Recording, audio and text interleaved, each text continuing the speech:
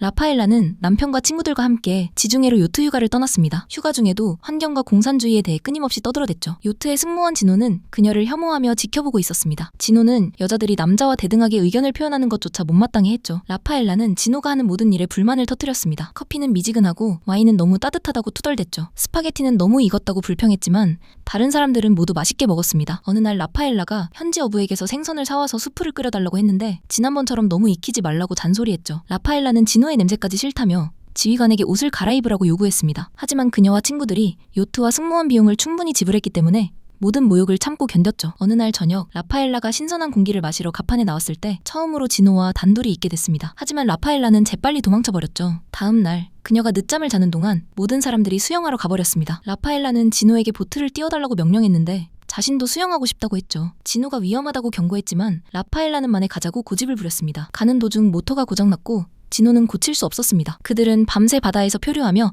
요트에서 점점 멀어져 갔죠. 라파엘라는 밤새 떠들어댔습니다. 아침에 진호가 먼저 깨어나 엔진을 고치려다가 칼을 바다에 떨어뜨렸습니다. 칼을 건지려고 바다에 뛰어들었는데 그때 라파엘라가 깨어났죠. 동행자가 사라진 줄 알고 도움을 요청하기 시작했지만 진호가 돌아오자 다시 그를 꾸짖기 시작했습니다. 진호가 온 힘을 다해 모터를 고쳤지만 라파엘라와 너무 오래 싸우는 바람에 어디로 가야 할지 결정하지 못했습니다. 결국 모터가 다시 멈춰버렸죠. 라파엘라가 잠든 사이 진호는 물고기를 잡아서 절반을 먹고 나머지 절반을 라파엘라에게 줬습니다. 하지만 그녀는 핥아보더니 바다에 던져버렸죠. 그때 요트가 보여서 도움을 요청했지만 들리지 않았고 마지막 구조의 희망이 수평선 너머로 사라져버렸습니다. 절망에 빠진 그들은 잠자리에 들었지만 어둠 속에서도 라파엘라는 진호를 계속 괴롭혔습니다. 아침에 근처에 육지를 발견하고 헤엄쳐갔습니다. 섬에 도착하기 직전 보트가 날카로운 바위에 부딪혀 떠내려가 버렸죠. 진호와 라파엘라는 육지에 도착해서 바위를 탐험하기 시작했습니다. 정상에 올라간 진호는 이 섬이 무인도이고 근처에 다른 섬도 없다는 걸 깨달았습니다. 라파엘라는 믿지 않고 다시 올라가서 확인하라고 요구했지만 진호는 그녀에게 꺼지라고 말하며 떠나버렸습니다. 이 거만한 여자에게 완전히 질려버린 거죠. 서로 욕하며 섬을 돌아다녔는데 진호는 돌로 만든 작은 오두막을 발견했습니다. 이곳에 정착하기로 결정한 진호는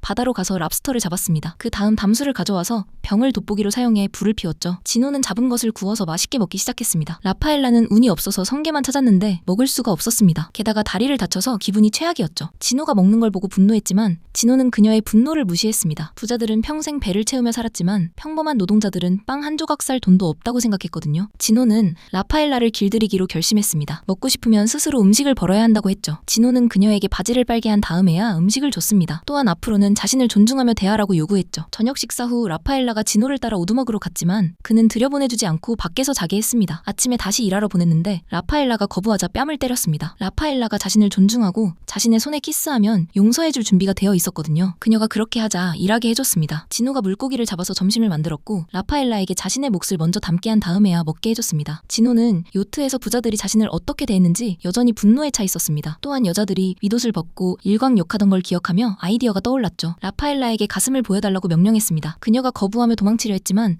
진호가 쫓아가서 모래 위에 넘어뜨렸습니다. 진호는 그녀에게 키스했는데 라파엘라가 키스를 즐기며 그의 품에서 녹기 시작하자 혼자 두고 떠났죠. 그녀가 원하는 걸 얻으려면 정말 열심히 노력해야 할 거였습니다. 이 일 이후 라파엘라는 진호의 강한 손과 거친 매력에 빠져버렸습니다. 그와 함께 있고 싶었지만 진호는 받아주지 않았죠. 라파엘라는 키스 한 번을 위해 무엇이든 할 준비가 되어 있었습니다. 마침내 진호가 마음을 열고 라파엘라와 뜨거운 밤을 보냈습니다. 라파엘라는 너무 기뻐서 아침에 진호가 잠든 사이 꽃 장식물을 만들어 씌워줬죠. 그들은 깊이 사랑에 빠졌고 섬에서의 생활은 마치 천국 같은 모험이 됐습니다. 어느 날 해변에서 라파엘라가 요트를 보고 구조 요청을 시작했습니다. 하지만 곧 구조되면 그들의 동화가 끝날 거라는 생각에 마음을 바꿨죠. 진호에게 달려가서 도움을 요청하지 않았다고 자랑스럽게 말했습니다. 진호는 그녀의 뺨을 내려치고 무엇을 할지는 여자가 결정할 일이 아니라고 말했습니다. 하지만 그것이 때린 진짜 이유는 아니었죠. 그 후 불타오르는 그녀의 눈빛이 좋았기 때문이었습니다. 그들은 다시 사랑을 나누고 해변에서 잠들었습니다. 얼마 후 연인들은 현실 세계로 돌아가는 것에 대해 이야기하기 시작했습니다. 둘 다 그곳에서는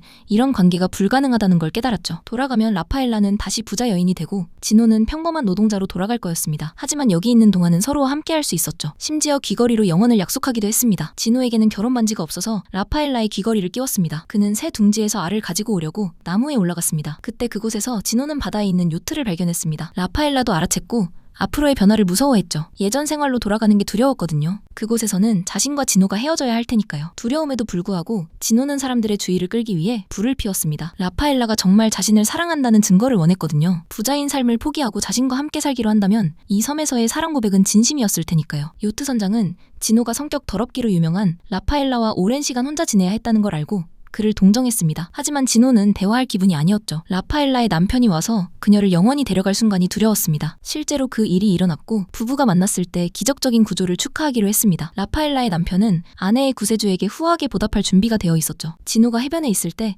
아내 안나가 달려왔습니다. 남편이 바다에서 실종됐다는 소식을 듣고 슬퍼하고 있었는데 살아있다는 걸 알고 온 거였죠. 그때 라파엘라와 남편, 친구들이 요트에서 내려왔습니다. 라파엘라의 남편은 진호의 아내를 옆으로 데려가서 남편을 위한 사례금을 건네줬습니다. 안나가 봉투를 진호에게 건네자 그는 아내를 꾸짖고 보석상으로 갔습니다. 아내는 호텔로 보냈죠. 보석상에서 진호는 가장 비싼 다이아몬드 반지를 샀습니다. 이 반지를 라파엘라에게 줄 생각이었거든요. 그런 다음 사랑하는 여자에게 전화해서 무인도로 도망가자고 제안했습니다. 그곳에서 평생 함께할 수 있을 거라고 했죠. 이미 요트 선장에게 섬으로 데려가달라고 부탁해놨습니다. 진호와 라파엘라는 요트에서 만나기로 약속했지만 그녀는 나타나지 않았습니다. 라파엘라가 소년을 시켜 진호에게 쪽지를 보냈는데 읽고 나서 다시는 그녀를 볼 수 없다는 걸 깨달았죠. 그녀를 쫓아갔지만 이미 늦었습니다. 남편과 함께 헬리콥터를 타고 날아가 버렸거든요. 그 후 진호는 섬에서 라파엘라가 준 귀걸이를 버리고 술에 취했습니다. 안나가 그가 라파엘라를 쫓아가는 걸 보고 모든 걸 알아버렸었습니다. 진호가 자신을 배신했다는 걸 깨달은 안나는 그를 떠나기로 결정했습니다. 그도 그녀와 아무 상관없다는 듯 굴었죠. 하지만 아침에 안나가 가방을 싸서 집으로 떠날 때 진호가 쫓아가서